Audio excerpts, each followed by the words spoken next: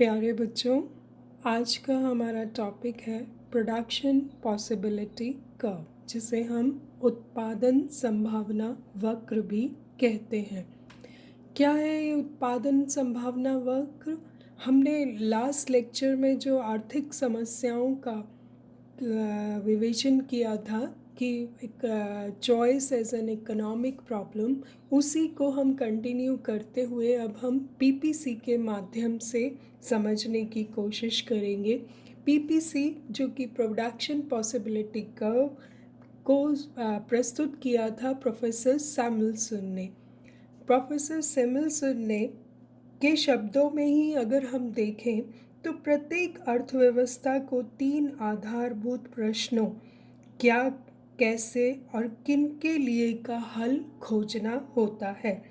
दूसरे शब्दों में अगर हम कहें तो प्रत्येक अर्थव्यवस्था को 3 आधारभूत समस्याओं का समाधान करना होता है। क्या और कितना उत्पादन किया जाए, उत्पादन में आर्थिक साधनों को किस प्रकार से संगठित किया जाए तथा विभिन्न व्यक्तियों एवं समूह में उत्पादन का वितरण कैसे हो।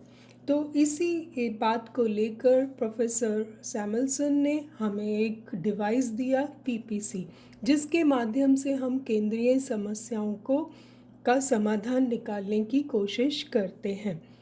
पीपीसी क्या है? The PPC shows the maximum output of any one commodity that the economy can produce together with the prescribed quantities of other commodities produced and the given resources utilized। ये बात तो हमें समझ आ गई है कि प्रत्येक आर्थिक प्रणाली के पास लिमिटेड मानवीय और भौतिक साधन होते हैं। जो भी उपलब्ध हैं, उन्हीं उपलब्ध साधनों से उन्हें प्रोडक्शन करना होता है, सेवाओं का उत्पादन करना होता है।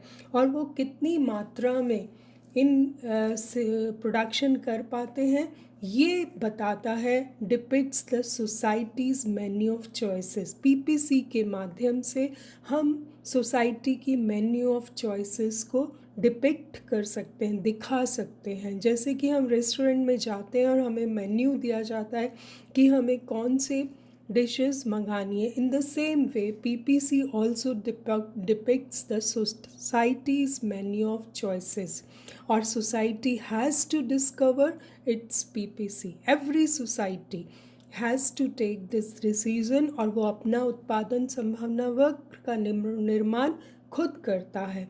कैसे? पीपीसी हमें बताता है कि हमें कौन सी गुड्स, कौन सी सर्विसेज प्रोड्यूस करनी चाहिए, जो कि हमारे साधन और टेक्निक्स जो हमारे पास है उसी के द्वारा। हम अपने साधनों को बढ़ा नहीं सकते, अपनी टेक्निक को एकदम इम्प्रूव नहीं कर सकते, तो हमें उन्हीं टेक्निक्स, उन्हीं साधनों के साथ जिन गुड्स एंड सर्विसेज का प्रोडक्शन करना है, वो पीपीसी के माध्यम से हम जानते हैं। जैसा कि आप जानते हैं, सभी थ्योरीज़ एजम्पशंस मांगती हैं। तो सबसे पहले जो एजम्पशन उन्होंने लिया कि economies operating at full employment and achieving full production. पूरी थ्योरी इसी बात पर बेस है कि इकोनॉमी जो है वो पूर्ण रोज़गार पर काम कर रही है और पूर्ण प्रोडक्शन भी हो रहा है। Supplies of factors of production are fixed. श्रम शक्ति या जो दूसरे साधन हैं उनकी जो पूर्ति है इस फिलहाल फिक्स है। स्टेट ऑफ टेक्नोलॉजी भी नहीं बदलेगी जब तक हम इस रूल को स्टडी करते हैं। It represents the various combination of two goods. उन्होंने सिलेक्शन किया अपने पीपीसी के माध्यम से, हम कोई भी 2 गुड्स का एजम्पशन ले लेते हैं और गिवन रिसोर्सेज से हम कितनी एफिशिएंटली उन चीज़ों का निर्माण करेंगे, हम ये पीपीसी के थ्रू देखते हैं। आप देख सकते हैं कि यहाँ एक पीपीसी है जो ये दिखा रहा है कि या आप अपनी सोसाइटी में, मान लीजिए एक सोसाइटी डिसाइड कर लेती है कि या तो 2 ही चीज़ें बनानी है उसको, ऑटोमोबाइल्स एंड इलेक्ट्रॉनिक्स। तो दोनों अगर एक सोसाइटी में दो ही चीज़ों का निर्माण होना है तो पीपीसी के माध्यम से हम ये पता लगा सकते हैं कि किस चीज़ का निर्माण कितना होगा। तो हम इसको आगे पढ़ते हैं, central problems with the help of PPC. यहाँ आप फिगर में देख सकते हैं एक प्रोडक्शन पॉसिबिलिटी कर्व है जिसमें इस तरफ नंबर ऑफ कार्स हैं और इस तरफ फूड प्रोडक्शन है। मान लीजिए कोई इकोनॉमी ये डिसाइड करती है कि हमें अपनी समाज के लिए कार और फूड का प्रोडक्शन करना है। अगर वो सारे साधन कार्स पर लगा देती है तो एक उस सिर्फ 25 कारों का निर्माण कर सकती है। अगर वो पूरे साधन फूड प्रोडक्शन पर लगा देती है तो वो मान लीजिए कि 500 टन का प्रोडक्शन करती है। तो उसे कार भी चाहिए, फूड प्रोडक्शन भी चाहिए, तो उसे अपने साधनों को बांटना होगा कि कितनी कार्स बनाए और कितना फूड प्रोडक्शन बनाए, ताकि दोनों के सामंजस्य से दोनों साधन इस तरह से वितरित किए जाएं कि सोसाइटी को कार्स भी मिले और फूड प्रोडक्शन भी मिले। तो हो सकता है वो P5 पर अगर प्रोडक्शन करती है, P5 पर प्रोडक्शन करती है तो वो 10 कारें बना पाती है और 400 टन फूड प्रोडक्शन करती है। अगर वो P3 डिसाइड करती है, जो कि प्रोडक्शन पॉसिबिलिटी कर्व पर P3 पॉइंट पर अगर वो एक सोसाइटी निर्माण करना चाहती है तो वो 20 कारें बना सकती है और 200 टन का फूड प्रोडक्शन करती है।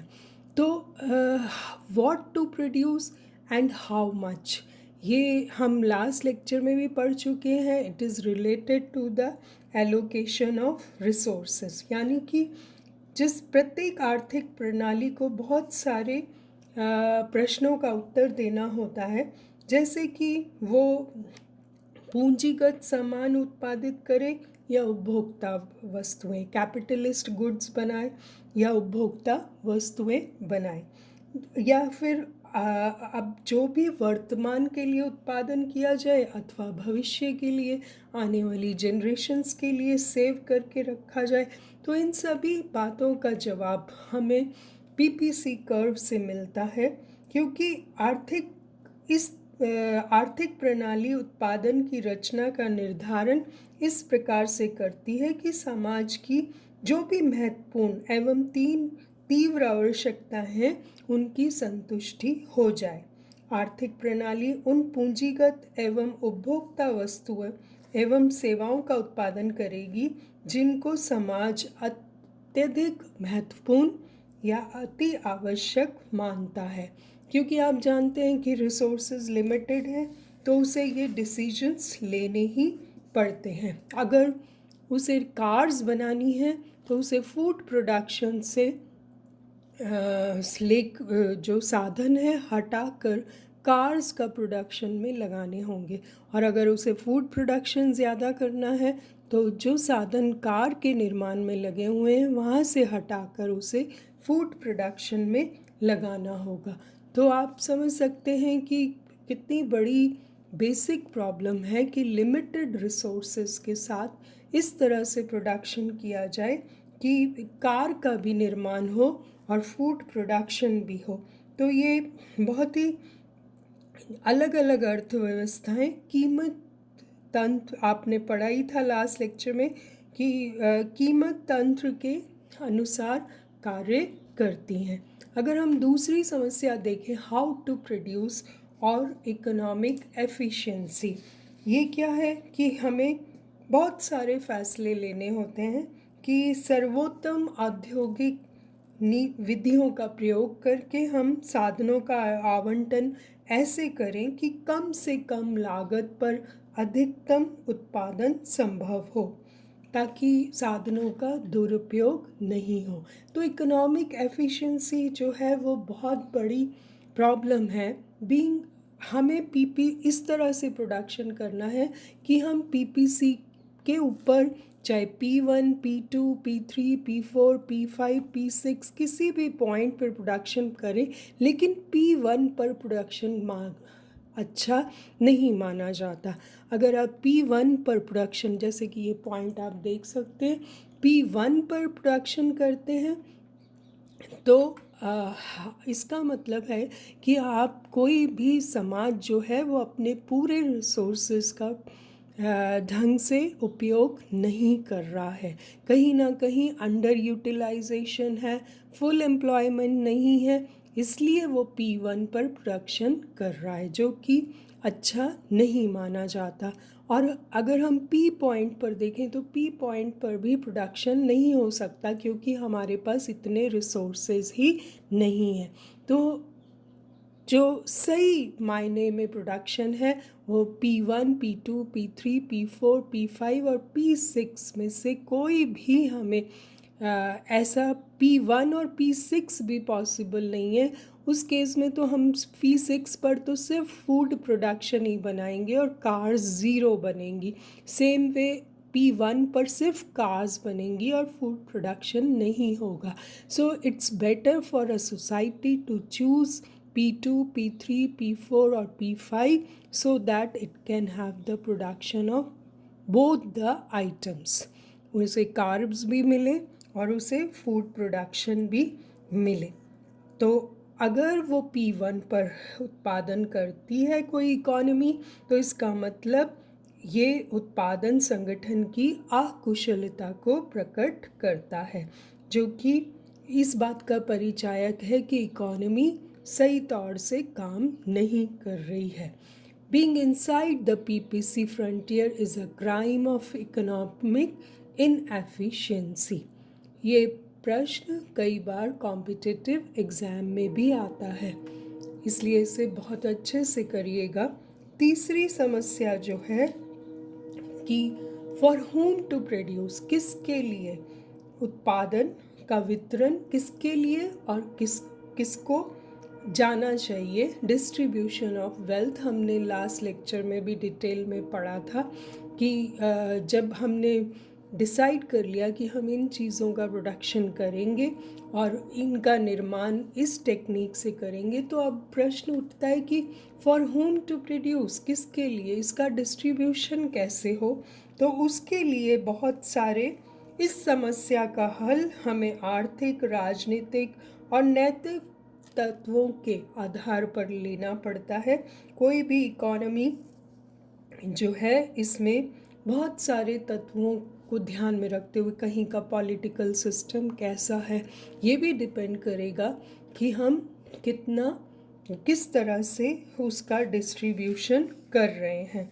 तो मिश्रित, समाजवादी, स्वतंत्र उद्यम, सब में अलग अलग तरीके से जो है वो डिस्ट्रीब्यूशन होता है। नेक्स्ट जो है फोर्थ जो है फुलर यूटिलाइजेशन ऑफ रिसोर्सेज। ये भी बहुत इम्पॉर्टेंट है कि आर्थिक प्रणाली का ये एक महत्वपूर्ण कार्य है कि अपने देश में उपलब्ध सीमित साधनों का पूर्ण उपयोग करे अथवा साधनों के पूर्ण रोजगार की व्यवस्था करे, ताकि साधन बेकार या अर्ध बेरोजगार नहीं रहे। अगर किसी भी देश में बेरोजगारी पाई जाती है तो ये अच्छा साइन नहीं है। अंडर एम्प्लॉयमेंट या इनवॉलेंट्री अनएम्प्लॉयमेंट को अच्छा नहीं माना जाता।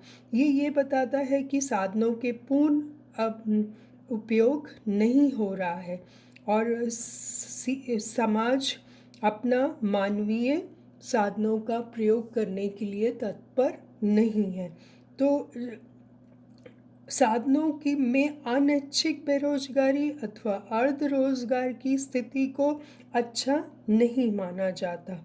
आर्थिक अकुशलता की सीमा उच्चतम सीमा माना जाता है। अगर किसी भी समाज में अनैच्छिक बेरोजगारी है तो ये सिम्टम है कि आपकी जो इकोनॉमी है वो इनएफिशिएंट है, क्योंकि वो रिसोर्सेज को पूरी तरह एम्प्लॉय नहीं कर पा रही है।